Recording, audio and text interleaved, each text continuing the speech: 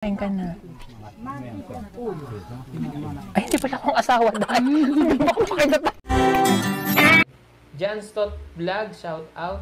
Iba't ibang experience at iba't ibang ugali ng mga tao ang nai-encounter ni na Sir Paul sa kanilang misyon or sa kanilang pag-aakyat sa bundok para maghatid ng kaunting tulong sa mga taong lumugar.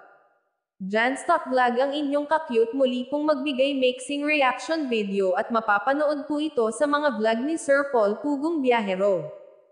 Kung tutuusin, hindi lang disgrasya ang maaaring makakalaban ng PB team sa kanilang araw-araw na pagmimisyon, kundi maaari ding tao mismo dahil minsan naaabutan sila ng gabi at doon na sila nakikitulog at minsan pa naaabutan sila ng ulan, pero wag naman sana dahil pagkaingatan ng Panginoon ang tulad ni na Sir Paul na walang ibang ginagawa sa mga lugar na pinupuntahan nila kundi tumulong.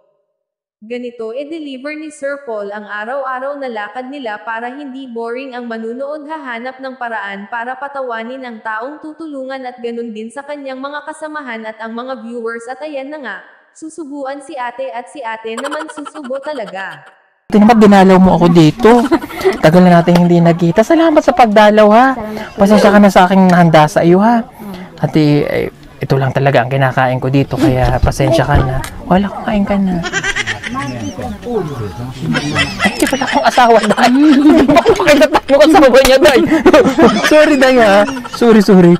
Sarap. Again, thank you po sa lahat ng patuloy na nagtitiwala kami. Kasi araw-araw, wala po kaming ginawa kundi tumulong lang. Araw-araw yan. Araw-araw, mission lang kami ng mission. Minsan nakikita nyo, nagpa-frank kami. Kasi gusto namin maiba naman yung pinapanood nyo kahit paano mas matuwa or, diba? Dahil content creator nga po kami. But, yung total package noon, lahat ay pagtulong pa rin po.